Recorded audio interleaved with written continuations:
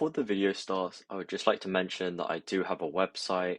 You can access it by clicking on the link in the description below. It's just ivanhong1.webnode.co.uk. I'll put it up on screen as well, but it's just a quick message to tell you guys that you can purchase my full videos in the full videos tab. It's £5 for all the unlisted videos that I'll be producing, which is the full version, which provides you with all the content that you'll need to smash your exams. So I hope this video helps, and I hope you enjoy it too. Hello, welcome to this video on probability tree diagrams. So in this video, we're going to be looking through the question on the screen right now. I'm going to be breaking down on how you pick out the mathematical information from a worded question like this, and then what to do with it. So hopefully it'll make sense by the end. I'll be going through it fairly slowly, and on the full version, I'm going to be moving on to an exam question or an exam styled question and be walking through that. So let's get started.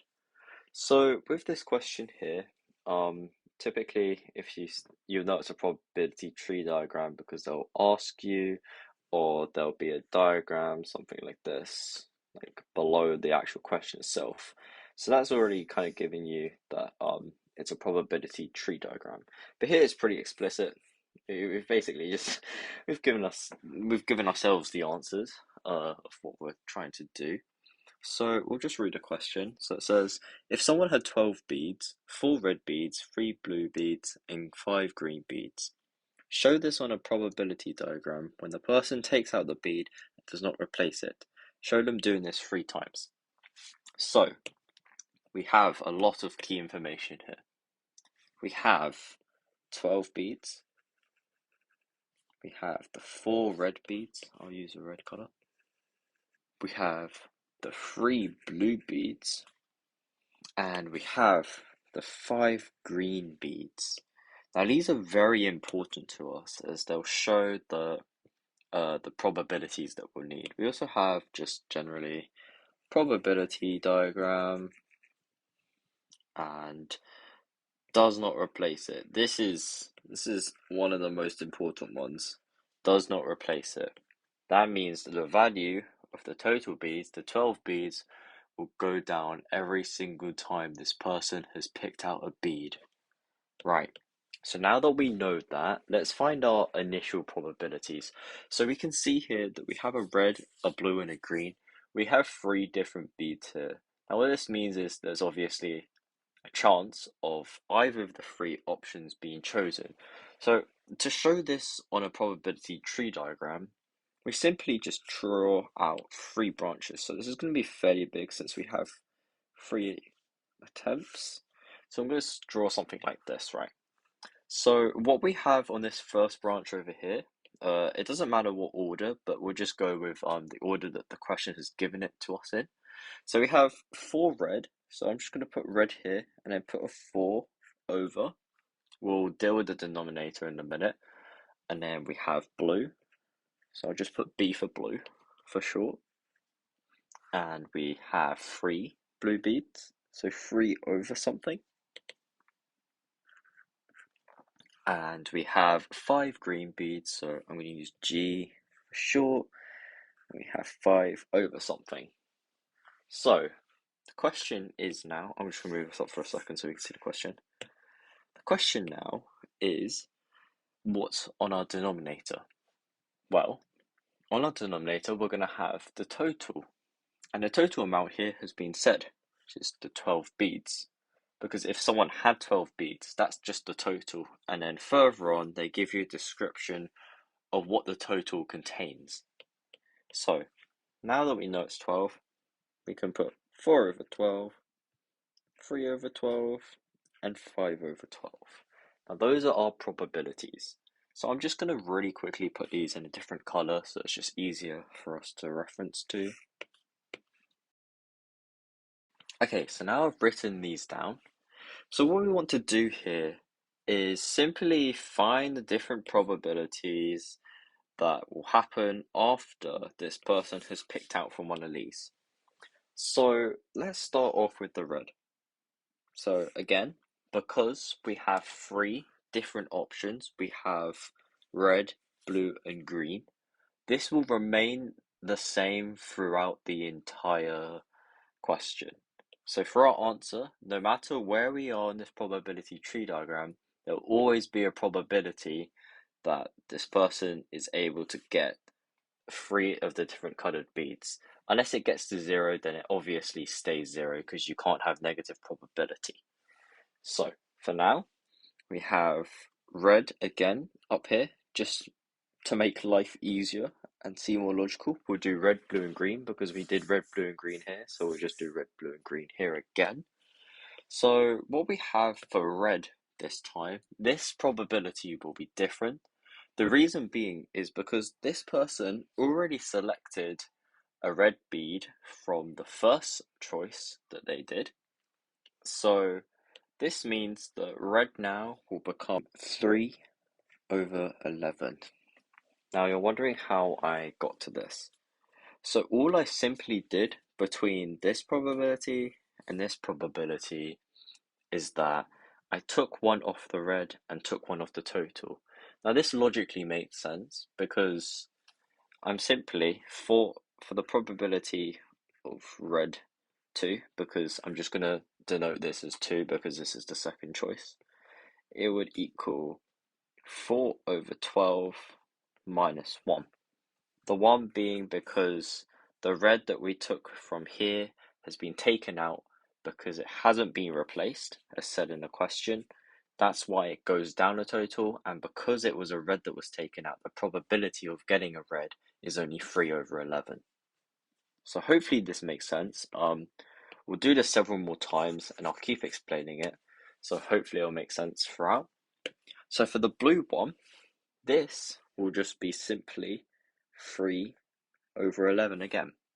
So these two being the same is just a coincidence. It's just because of the values I've used. So don't think that the red and blue probabilities will always be the same. This is only because it was a 3 here before. So you got to remember, if you only took out a red on the first go, then the number of beads for blue and green will stay the same because they were untouched and it was only red that was affected. Hence why we have 3/11 for blue. And then for green, we obviously have 5/11 because it's been untouched from the first one. It's still 5 because we didn't select green for the red option because we chose red.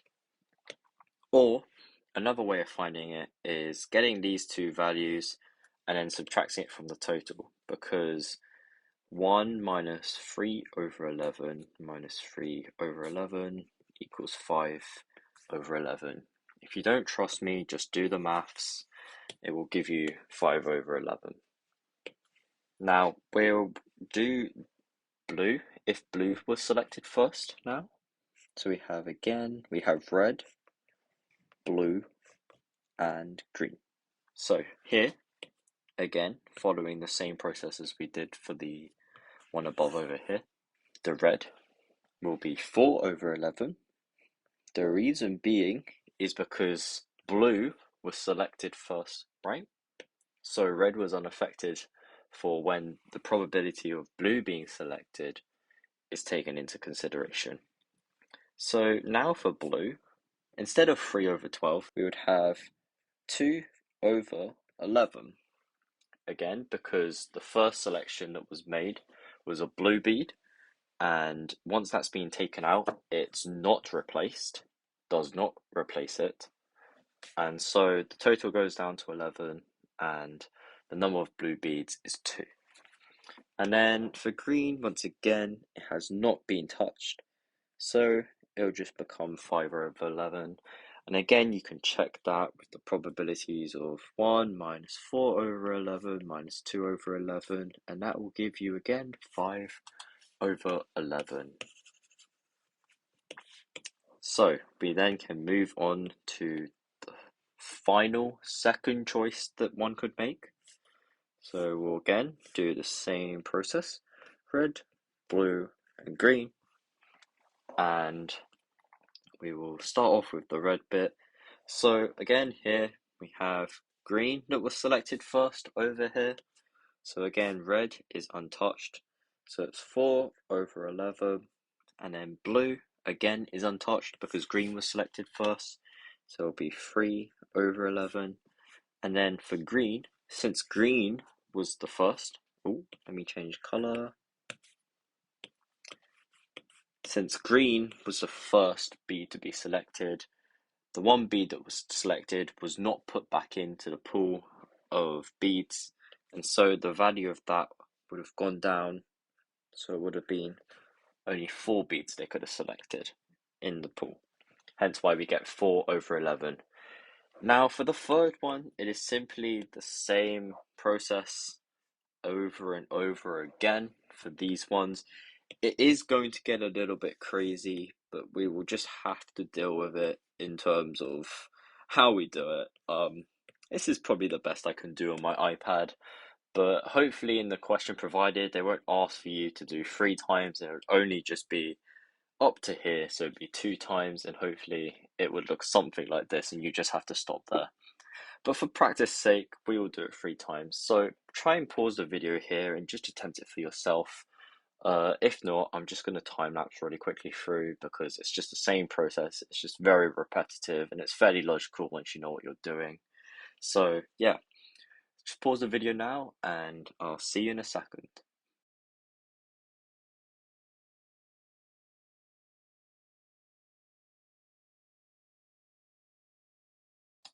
So I've just basically redone the probability tree diagram to make it more look like a tree instead of my squiggles like that, which you saw in the time lapse. They are exactly the same thing.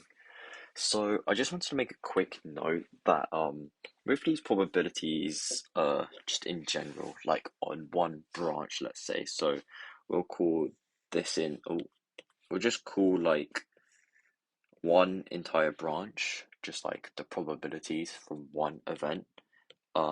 These kind of branches like here are called events because this would be from like these areas, that's called event one, and then these ones here, so these like tiny little triangles, that's event two, and then event three would be these ones here. So anything in this area that I've ringed around horribly, those would be considered event three, just because of the way that the probability tree has been laid out. Because if you think about it, the first pick was here, was over here, so that's event one. Then second pick is over here, so that's event two. And then you got third pick, so that's event three. So if people refer back to like event three or event four, event five, that's what they basically mean. So now we've got that out of the way, we can check that our probability tree diagram is correct because on every branch of event, the probabilities will always add up to 1 because the probability has to add up to 1 because everything within a given range must equal to 100% because otherwise it would be known as other. So it would be like, I don't know, it could be like 4 red, 3 blue, and then 4 green. And then the probability of having other would be 1. So that would just be another branch. But that's if all the probabilities that are given don't add up to 1. However, I've never seen that at a GCSE level before, so that's nothing really to worry. But just make sure that all your probabilities add up to 1. Otherwise, you're most likely wrong, or that there's another variable that you need to consider because not all of your variables here add up to 1 or 100%. So we can check here, we'll just do one branch, just not bore you over. So here we have one branch because we have one branch here and it's in the third event. So we can see if this is correct or not. So we have 3 over 10 from the red, plus 3 over 10 from the blue, plus 4 over 10 from the green. Now, because they all have the same denominator, we obviously know you can just add them all together.